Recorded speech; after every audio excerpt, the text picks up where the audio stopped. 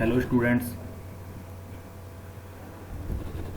बच्चों अपना अगला टॉपिक है two transistor analogy of a SCR, ठीक है, या two transistor model of a thyristor. ठीक है बच्चा, अब इसको समझने के लिए आपको सबसे पहले तो इसका लेयर डायग्राम पता होना चाहिए कि इसके लेयर डायग्राम में कौन कौन सी लेयर होती है। ठीक है, तो ये बेसिक सी चीज़ है, आपको पता है, अपन पहले लेक्चर से इसको पढ़ते आ रहे हैं इस मॉड्यूल में कि इसकी लेयर का जो डायग्राम का जो रिप्रेजेंटेशन है उसमें 4 लेयर होती है, पी एन पी एन। ठीक है, इस वाले साइड से देखो पी एन पी एन। ठीक है बेटा, अब इसमें 3 टर्मिनल होते हैं, एनोड, कैथोड एंड गेट।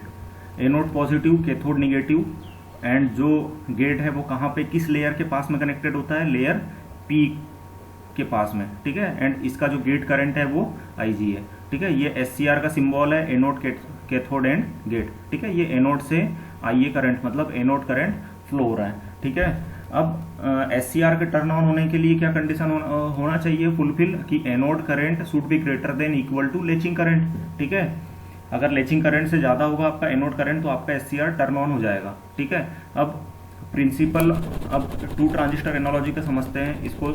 इसका क्या होता है कि the principle of SCR operation can be explain by using the two transistor analogy. ठीक है, टू ट्रांजिस्टर एनोलॉजी से इसका ऑपरेशन समझा जा सकता है कि क्या होता है। अब टू ट्रांजिस्टर एनोलॉजी को समझने के लिए आपको इसकी जो लेयर है, ठीक है, इसका जो लेयर का रिप्रेजेंटेशन है उसको बाइसेक्टिंग करना पड़ेगा बिटवीन 2 मिडिल लेयर में। ठीक है, मतलब मिडिल की जो 2 लेयर है, कौन कौन सी मिडिल की जो 2 लेयर है, एन एंड पी। ठीक है, इसको बाइसेक्ट कर दो दो भाग में। ठीक है, इसको 2 भाग में आपने बाइसेक्ट कर दिया।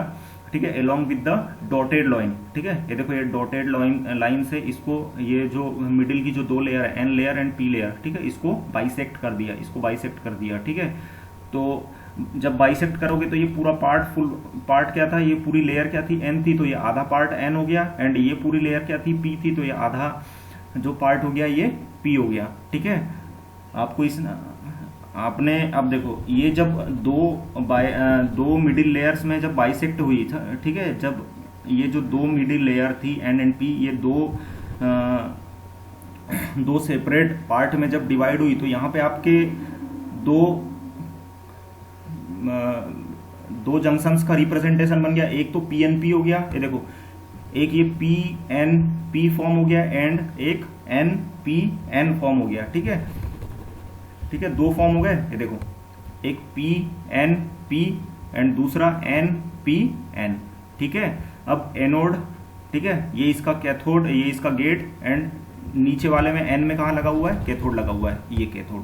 ठीक है, अब नीचे लिखा हुआ है, in this figure junction J1 J2 and J2 J3 can be consider to constitute PNP and NPN transistor separately. ठीक है, अब जो PNP ट्रांजिस्टर है वहां पे आपके जंक्शन कौन कौन से आ गए, J1 एंड J2। ठीक है, एंड जो NPN ट्रांजिस्टर है वहां पे आपके कौन कौन से जंक्शन आ गए, J2 एंड J3, जिससे आपका PNP and NPN transistor form हो गए। ठीक है, अब देखो, ट्रांजिस्टर में कौन कौन से 3 जंक्शन होते हैं, 3 टर्मिनल होते हैं, एक तो एमीटर होता है, एक बेस होता है, एंड एक कलेक्टर होता है। ठीक है, तो ये जो P है, ठीक है, ये जो P लेयर है यहाँ पे आपका एमीटर होगा क्योंकि यहाँ से एनोड कनेक्टेड है। ठीक है, जो N लेयर है यहाँ पे आपका बेस होगा, एंड जो P लेयर है यहाँ पे आपका कलेक्टर है। ठीक है, अब जो PNP ट्रांजिस्टर का जो बेस है वो NPN ट्रांजिस्टर के किससे कनेक्टेड है, कलेक्टर से। ठीक है, जो PNP ट्रांजिस्टर का जो कलेक्टर है वो NPN ट्रांजिस्टर के किससे कनेक्टेड है, ठीक है, NPN ट्रांजिस्टर के बेस से। ठीक है, और इसका दूसरा वाला ये देखो, ठीक है बेटा, अब ये देखो, एनोड करंट एनोड में से फ्लो होगा आईए। ठीक है, ये गेट है, ठीक है, जो किस लेयर से कनेक्टेड है, ठीक है, लेयर P के पास में है, जंक्शन J1 एंड J2 है यहाँ पे। ठीक है, एंड ये गेट करंट। ठीक है, एंड N से आपका क्या कनेक्टेड है, कैथोड कनेक्टेड है। ठीक है, एंड NPN में कौन कौन से जंक्शन है, जंक्शन J2 एंड J3। ठीक है, अब इसका इक्विवेलेंट सर्किट डायग्राम देखते हैं। इसके इक्विवेलेंट सर्किट डायग्राम में देखो, ये कौन सा ट्रांजिस्टर है, PNP, तो ये देखो PNP। ठीक है, मिडिल वाली लेयर किसको शो कर रही है, बेस को, तो ये इसका बेस हो गया। ठीक है, ये इसका बेस हो गया। ठीक है, एंड इसके बाद में ये जो कलेक्टर है, ठीक है, पी वाले से, ये देखो पी एन पी वाले से एक कलेक्टर करंट भी फ्लो होगा तो ये IC1 फ्लो हो गया, ठीक है। IC1 क्यों नाम दिया, क्योंकि ये पहला ट्रांजिस्टर है PNP, ठीक है। ये NPN दूसरा ट्रांजिस्टर है, इसलिए यहाँ पे T2 नाम दिया, यहाँ पे T1 नाम दिया, ठीक है।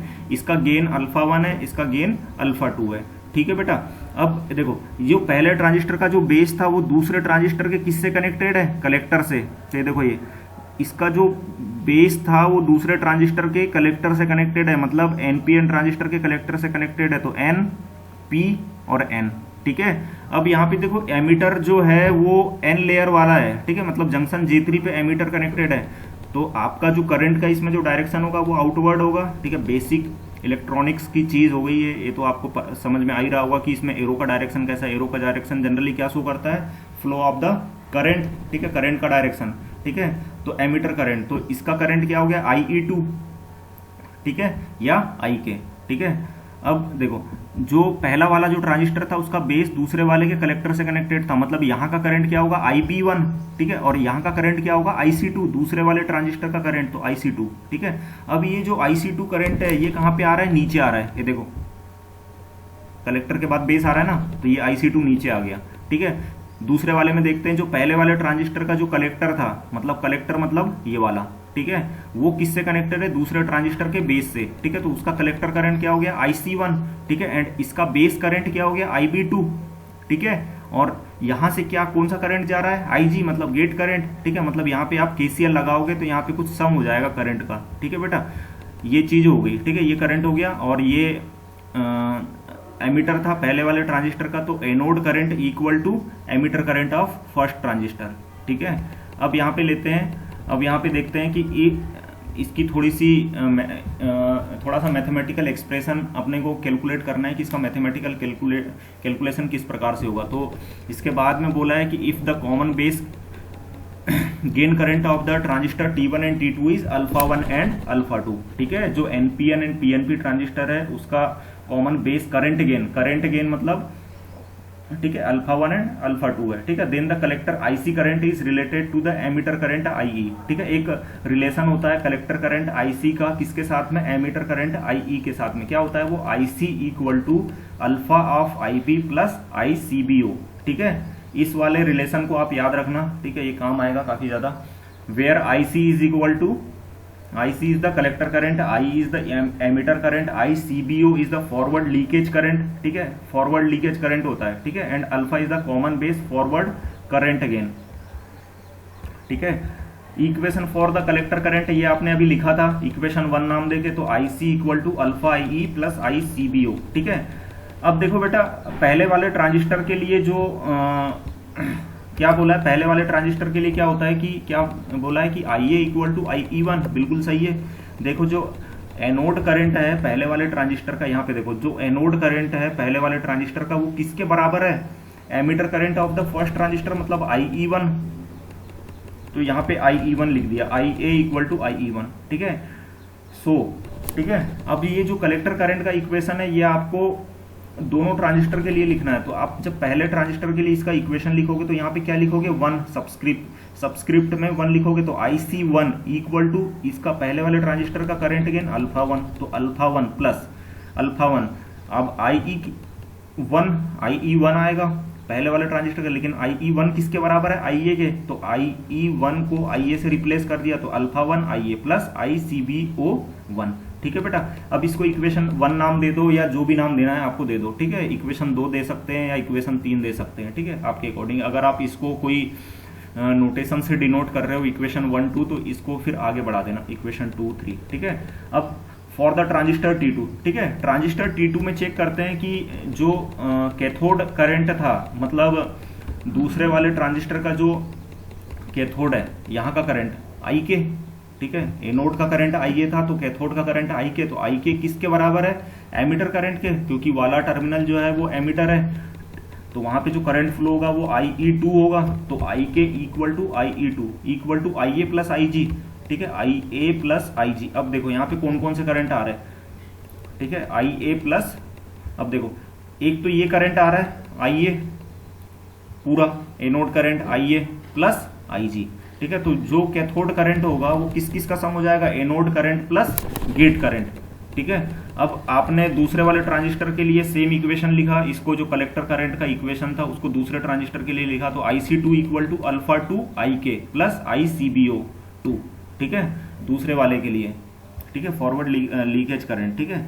अब IC2 equal to alpha two IA plus IG, IK को आपने रिप्लेस कर दिया, सबसे पहले IE को आपने रिप्लेस किया, IE2 को रिप्लेस किया IK में, एंड IK को दूसरी स्टेप में रिप्लेस किया IA प्लस IG में, ठीक है, alpha two IA plus IG plus ICBO2, ठीक है। अब इक्वेशन 1 एंड 2 को आपने ऐड कर दिया, कौन कौन सा इक्वेशन 1 है, ये IC1 मतलब पहले वाले ट्रांजिस्टर का कलेक्टर करंट एंड दूसरे वाले ट्रांजिस्टर का कलेक्टर करंट, इन दोनों को ऐड कर दिया। तो जब आपने ऐड किया तो ऐसा कुछ आया, ठीक है, ये वाला बनेगा इक्वेशन 3। अब आगे बोला है कि now by the analysis of the two transistor model we get anode current, ठीक है। एनोड करंट किस किस का सम है, देखो एनोड करंट जो ऊपर से आ रहा है, ये देखो जो एनोड करंट ऊपर से आ रहा है वो किस किस, यहाँ पे कौन कौन से करंट इसके दूसरी वाले ब्रांच में जा रहा है, एक तो IC2 जा रहा है एंड एक IC1 जा रहा है, ठीक है। तो anode current IA equal to IC1 plus IC2, ठीक है, we get the anode current, ठीक है, एनोड करंट आपको निकालना है। तो जो यहाँ पे आपकी इक्वेशन 3 में एनोड करंट जहां जहां पे आया हुआ है, ठीक है, जो जो टर्म एनोड करंट की आई हुई है वहां पे आप IC1 प्लस IC2 पुट कर दो, ठीक है। तो जैसे ही आपने IC1 प्लस IC2 पुट किया, ये किया, ठीक है। अब क्या बोला है, put the value of the IA in equation 3 we get, ठीक है, IA की वैल्यू पुट कर दिया, ठीक है, put the value of IA in equation 3 we get, ठीक है, ये चीज आ गई।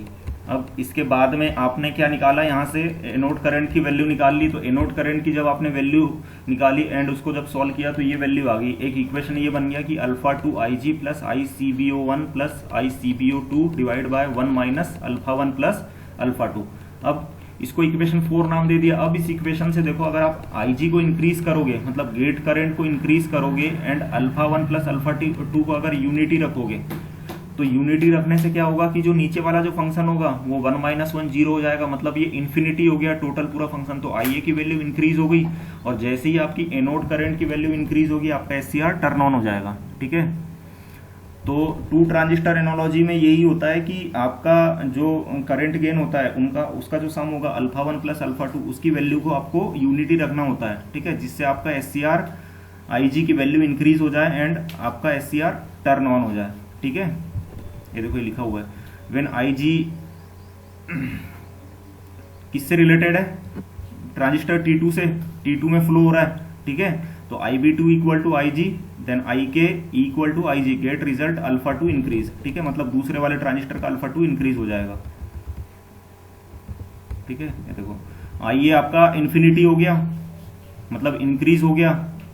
कैसे इंक्रीज होगा, जब अल्फा 1 प्लस अल्फा 2 का आप यूनिटी रखोगे, ठीक है, मतलब नीचे वाला जो फंक्शन होगा वो यूनिटी होगा। तो 1 माइनस 1 टोटल पूरा फंक्शन जीरो हो गया और 1 अपॉन जीरो मतलब इन्फिनिटी हो गया, ठीक है।